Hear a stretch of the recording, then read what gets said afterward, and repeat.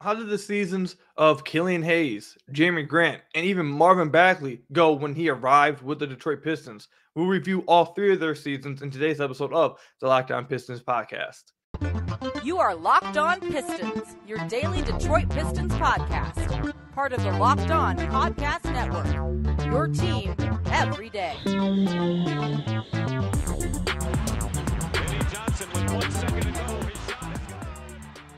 What's the deal? Welcome back to another episode of the Locked On Pistons podcast. Per usual, I'm your host, Kuka Hill. You can find me over on Twitter at Kuka Hill. I want to thank you guys for making Locked On Pistons your first listen of every single day. We are free and available on all your podcast platforms. And if you haven't already, head to our YouTube channel at Locked On Pistons.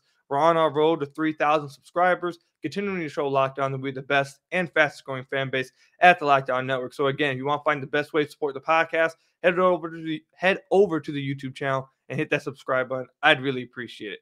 If you guys are watching this on YouTube, you guys will see I have this Locked On beanie on. I just got this yesterday, apparently for my 1 year anniversary with Locked On. I think it's looking pretty nice. I think I look good with it on. You feel me? I definitely will be wearing this and showing it off for a minute, and hopefully having people come, oh, you're Locked On Pistons, dude. Hopefully that happens a few times. But let's go ahead and get into reviewing some of these guys' seasons. First, we're going to review Killian Hayes' season. Then we'll move into Jerami Grant. And then finally, we'll finish off with Marvin Bagley, since he only played half a season with the Pistons, but still worth reviewing. Let's start off with Killian Hayes. You guys know I'm a big Killian Hayes fan. I'm a big supporter of Killian Hayes. There were some bright spots, but there was a lot of low spots this season for Killian Hayes, if you're just being objective. So right out the gate, Killian Hayes started right next to Kay Cunningham, and it wasn't going well. At the very beginning, it looked like, okay, well, maybe they can work together. The Killian Hayes archetype fits pretty well next to Cade, and that was because through the first 10 games of the season, Killian Hayes was shooting around 47% from the three-point line. And this was before he got hit with a thumb injury. Before he got hit with a thumb injury, Killian Hayes was shooting 39% from deep on 2.6 attempts per game. Now, he wasn't scoring a bunch. He wasn't taking a lot of threes a game, but the fact that he was able to make teams pay when they sagged off of him while playing next to Cade, while adding that ball handling, they were working together. Then Killian Hayes had that thumb injury, and after that, his three-point shooting crashed to the bottom of the earth. It was very tragic. For the rest of the season, over the next 52 games, he ended up shooting 22%. There was a big stretch right after his thumb injury where he was shooting around 13% from deep. We don't know whether that thumb injury really did impact him or impact that three-point shooting, or if it was just a regression back to the mean. I will tell you guys right now, I'm dealing with a thumb injury myself on my shooting hand, and it bugs me. It's been bugging me for like a year, and I really just re-aggravated it like 2 weeks ago, and I can tell you it really does hurt to shoot. So I don't know if that's again, regression to mean, or if his thumb injury really impacted him that bad. But to start the season, it was looking good for Killian Hayes. And eventually it went downhill, and he ended up getting moved to the bench when he came back from another thumb injury. He ended up coming off the bench, and that was probably the best thing that could have happened to him this season. He started getting the ball put in his hands more. When he was in the starting lineup, he was playing off ball a lot. Remember, Dwayne Casey said the corner is a sign of respect because that's where he was putting Killian Hayes in for a lot of the season. When he started coming off the bench, he got to play his point guard role again. He got to operate as a pick and roll ball handler. He got to create for others, create for himself. And he started to show progression and started to show development in certain areas that we really wanted to see. And Omari Sankofa of the Detroit Free Press came out with a really good article. I believe it was just 8 games into his tenure coming off the bench, basically talking about how Killian Hayes had doubled his rim frequency on his shot attempts, basically saying that he was getting to the rim at double the rate that he was as a starter. Now, some of that will probably be, obviously, because he has the ball in his hands more, but he was just being more aggressive coming off the bench, and he started to look a little bit better as a player. And we all remember the final stretch of the season where he really looked like he was turning it around. In the final 14 games of the season, he ended up shooting 45% from the field on 9.6 attempts a game, which would be a career high attempts per game. He was a lot more aggressive. He was shooting 28% from deep. He was averaging 10.5 points a game, 4.4 assists, 3.8 rebounds to only 1.6 turnovers a game. The final 14 games of the season looked like it was when he really started to take that next step as being a driver to the rim, being aggressive, looking for his own shot, and actually being efficient in doing so around the rim. He was actually finishing around the rim much better than he ever had before in his career. However, that middle part of the season was really a struggle for him. He couldn't get anything going from deep. He had a lot of injuries again that kind of, broke things up. And he had a stretch when he had COVID, when the Pistons had like Cade, Killian, the entire basically Pistons roster had COVID besides Sadiq Bey and Hamidou Diallo. So he had his season broken up a lot. It was very inconsistent play. Again, like I said, beginning of the season was going pretty well from outside. Then he had the thumb injury, went downhill. Then, he came off the bench. And once he came off the bench, it started to look a little bit better. But that little stretch in between was really struggling. I think the biggest takeaway you can take from Killian Hayes this season is that he has played in 92 career NBA games. He finally crossed over rookies amount of regular season games, which is 82, obviously. And around the time when he started to show his improvement and showed that he was starting to figure things out was exactly his 79th career NBA. Why do I keep saying playoff game? 79th career NBA game, which would line up right about with his second NBA season if you were going off just games played. So I think it makes sense that that around that time is when he started clicking. And really, since he started coming off the bench, I was coming on the podcast trying to tell you guys, letting you know that while the numbers weren't translating exactly, and while he still wasn't scoring a lot and he still had some off nights, you started to see like the aggression tick up and tick up and tick up. You started to see him become more comfortable and become more aggressive with his play. And eventually it started to pay off for him towards the end of the season, in the last 14 games of the season. So, and his defense all year, I think he's the best defender on the Pistons. Him or Isaiah Stewart. I think what Killian Hayes does along the perimeter on the help side, strips and knockaways and tipping the ball and ripping guys. He can switch on the big guys down low, and it's not a mismatch. He can switch on the guys like Kevin Durant. We saw him rip up Kevin Durant a few times in their matchups against Brooklyn. He has legit all NBA defense type of talent. So if he can just get his offense to come along with like how it was the last 14 games, you're looking at a very, very useful player and a player that everyone would want. So I think Killian Hayes can walk away and go into the offseason. He's probably going into the offseason pretty confident, pretty happy. It was a very inconsistent season for him. It was up and down, but it ended off on a very high note that has a lot of people feeling a little bit hopeful about Killian Hayes. Even his doubters started to feel a little bit better over what they saw the last 14 games of the season. So I think Killian Hayes will be happy about this season.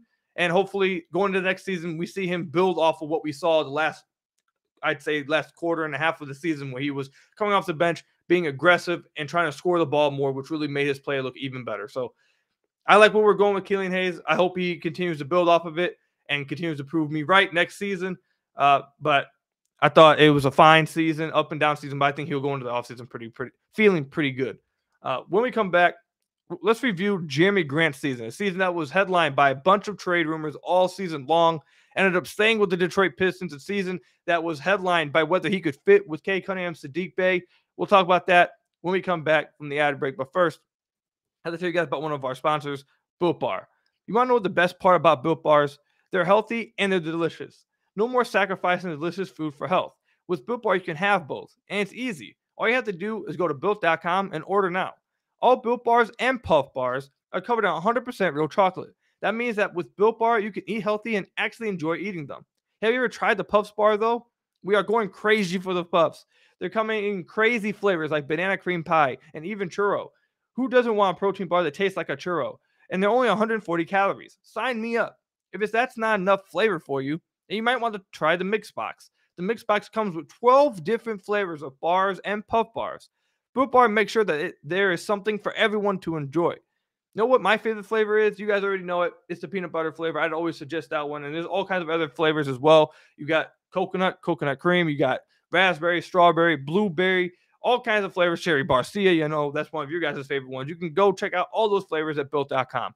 And most Built Bars contain only 130 calories, 4 grams of sugar, 4 net carbs, and 17 grams of protein. Compare that to a candy bar, which usually has around 240 calories, 30 grams of sugar, and dozens of net carbs. So again, go to Built.com, but use promo code LOCKED15, and you'll get 15% off your order. Again, go to Built.com and use promo code LOCKED15, and you'll get 50% off your order. Built Bar, the best tasting protein bar ever.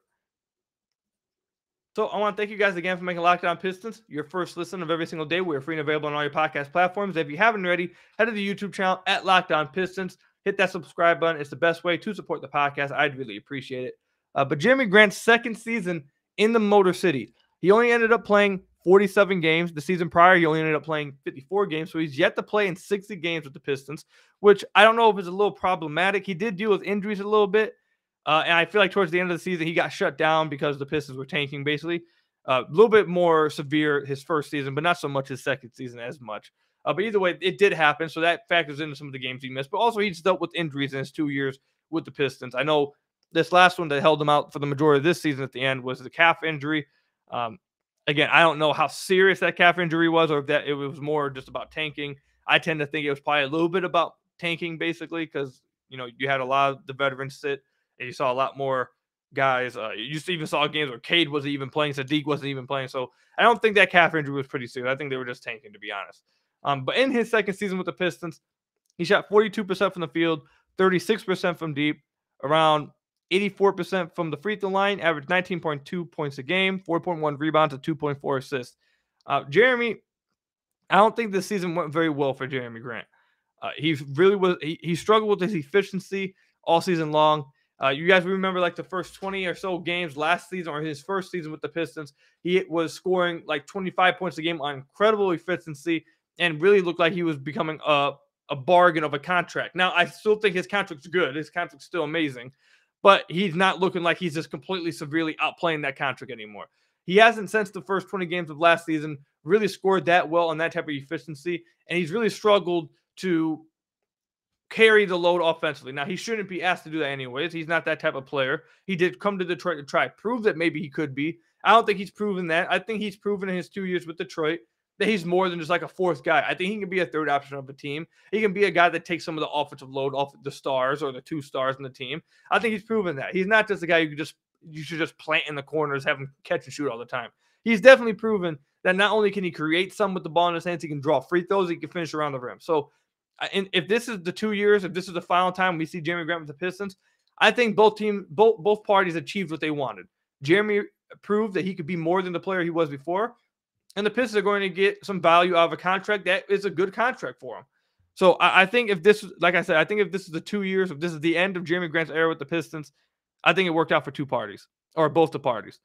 Either way, there was a lot of questions about whether him, Sadiq, and Cade could fit together. For the first 24 games of his season before he ended up getting hurt with that hand injury, it was a struggle. You guys remember on the podcast, we talked about it a lot, that it felt like everyone on the team was playing for themselves and not playing for each other. Everyone wanted to prove that they could do something with the ball in their hands. And it's Sadiq Bey's last episode that we did like 2 or 3 episodes ago reviewing his season. You guys remember we talked about at the beginning of the year, the first 30-so games of the season, he was really struggling, shooting awful from the field, playing like just completely poorly, was not playing good at all. And we talked about it was because he was trying to do too much with the ball in his hands. Same thing for Jerami Grant. Same thing for everyone on the team. Everyone was just trying to do too much with it. In the first 24 games of the season, Jerami was averaging 20 points a game, but he was shooting 41% from the field, 33% for the three-point line, and it wasn't translating. He was averaging just as many assists as turnovers during that stretch. He wasn't playing very efficient basketball, and it was because he was trying to do too much with the ball in his hands, taking a lot of ill-advised shots, taking a lot of shots that just are not good for the game. The in-between long 2 shot, his shot diet was very bad. And he had people asking, hey, can they fit together? And, I don't know if this is a coincidence or not, but as soon as Jerami got hurt, that literally was the game that Sadiq Bey turned it back, had 30 points, and played extremely well the rest of the way. And people were starting to ask, can they play together? Is Jerami Grant blocking Sadiq Bey's development? When he came back, though, I will give Jerami Grant credit. Jerami Grant started to play a lot more as a team player, and you could see that he was visibly trying not to do as much with the ball in his hands. He was trying to play more for others, and he was trying to let the game come to him, which is a really good positive sign. If I was the GM, I would trade Jerami. I want to get as much value for him, and I think not trading Jerami would be a mistake. However, I will say that the last 22 games of the season, if you're one of those people who want Jerami to stay, even though I heavily disagree with that, I will admit that these last 22 games will give you a sign to say, hey, look, this is one of your bragging points. Look, he tried to fit in and it worked. It was playing really well. I believe at one point after a week or so of the stretch of them playing together, I came on the podcast and told you guys their net rating was just blowing teams out of the water. They're the trio of Cade, Sadiq, and Jerami Grant. And a lot of that has to do with Jerami Grant. Jerami Grant gave up some of those responsibilities. He let Cade take over the team. He played off ball more. He took better shots. He wasn't taking as many long twos. In the final 22 games of his season, He ended up scoring 19 points a game, so a slight dip in points per game, but a major jump up efficiency. He shot 44% from the field, 38% from deep on 5.7 attempts, and 82% from the free throw line on 5.1 attempts. That right there, you will take the slight dip in scoring for a major jump in efficiency. And that's what happened for Jerami. Also, I feel like he started to try a little bit more defense. I thought his defense slid a little bit with the Pistons his second season. It wasn't at the place it was his first season, but I feel like towards the end of the season, he started to play much more consistent defensively and much more effort on that side of the ball.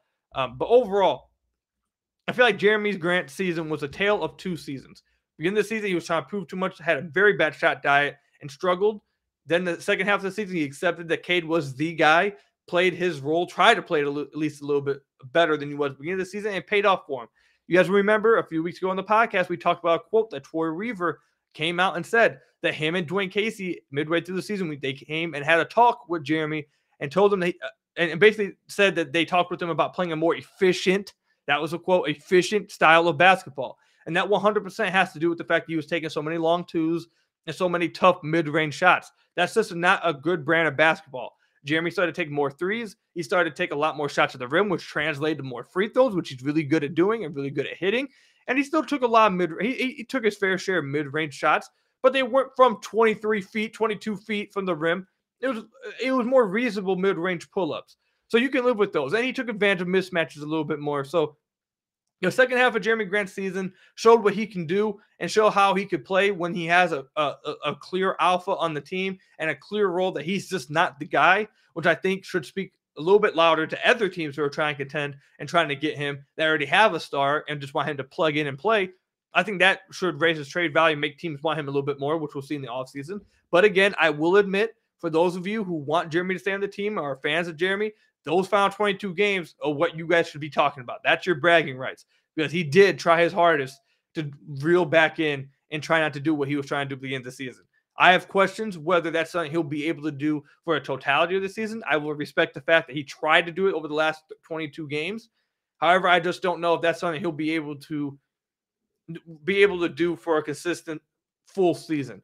He very well may be, but I think the question is what we've seen from him in his 2 years of Detroit. I don't think 22 games is enough for me to say, oh, he's completely ditched that style and that's how he's going to play moving forward.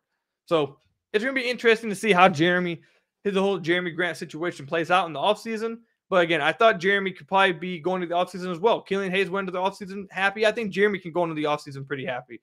He reeled back in, listened to the coaches, listened to Troy Weaver, and he played a better brand of basketball and it translated to better play for him. And it looked like he, along with the rest of the team, was just playing a more fun brand of basketball. They looked like they were having more fun out there. And they played close to a 500 brand of basketball after the All-Star break. So it translated to somewhat of success too. So it'll be interesting to see what they do with Jerami. I doubt they give him the extension, but I think he'll be traded, but it wouldn't completely shock me if they do end up riding with him towards the season, even though I still am predicting that he gets traded. So let me know what you guys think about Jerami Grant's season, about how he kind of reeled it in a little bit towards the second half of the season. Do you guys think that's something he can sustain for the rest of if the Pistons decide to keep him the rest of his Pistons career? Or do you think that was, a good effort for him during that stretch and he's going to end up being traded this offseason either way? Let me know in the comment section down below or over on Twitter at Kuka Hill. When we come back, we'll talk about Marvin Bagley's season, the Pistons' big midseason acquisition that I will say paid off greatly for them. We'll talk about why when we come back from the ad break. But first, let me tell you a little bit about BetOnline. BetOnline.net is your number one source for all your sports betting stats and sports info. Find all of the latest sports developments, league reviews, and news, including this year's basketball playoffs. And man, the first round of the playoffs have been amazing. And the start of the Major League Baseball season. BetOnline is your continued source for all your sports wagering information from live betting, playoffs, to esports, and more. Head to the website today or use your mobile device to learn more about the trends and action today. If you head over to BetOnline.net, you will see that it's more than just baseball and basketball. You got boxing, football, golf, hockey, horse racing, martial arts, soccer, tennis. You got all kinds of stuff you can go over there and have fun with at BetOnline.net. Again, it's not just basketball or baseball. You have all kinds of sports to go from. And with the upcoming series with the Milwaukee Bucks and Boston Celtics, the Milwaukee Bucks are actually entering in as the underdog at plus 170. If I had to pick who's going to win this series, I will take the Milwaukee Bucks. I will take that plus 170. I think they will beat the Boston Celtics. That's my advice to you guys. So again, make sure you guys head over to betonline.net. Use their mobile device to learn more about the trends in action today. BetOnline, where the game starts. So I want to thank you guys again for making Locked On Pistons your first listen of every single day. We are free and available on all your podcast platforms. And if you haven't already, head to the YouTube channel at Locked On Pistons. Hit that subscribe button. It's the best way to support the podcast.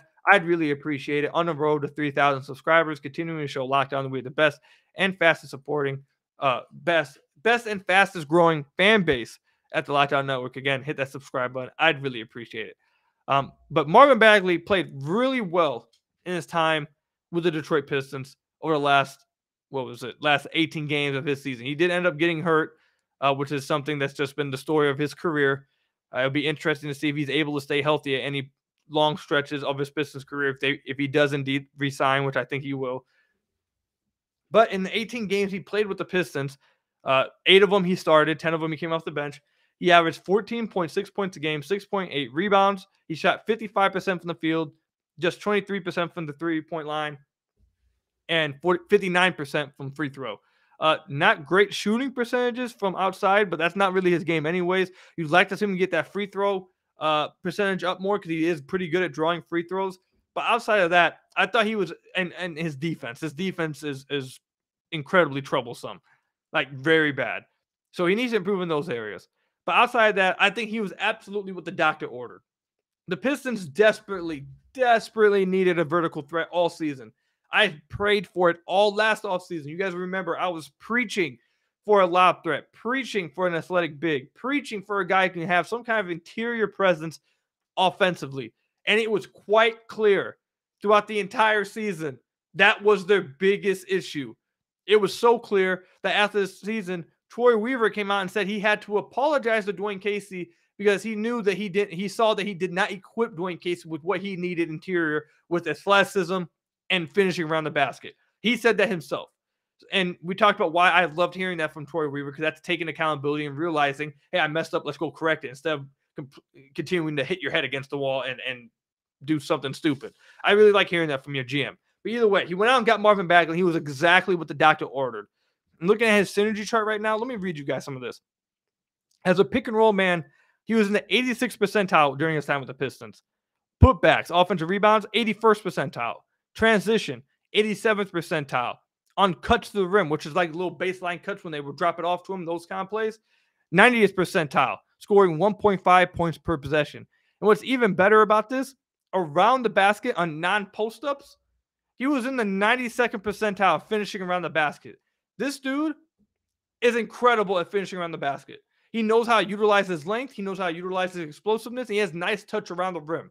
He doesn't use his right hand much, but he doesn't need to. He knows how to finish with his left hand almost all the time. He'll dunk on people, or he has this great touch around the rim. You're either going to have to foul him or let him dunk on you. It's one of the two.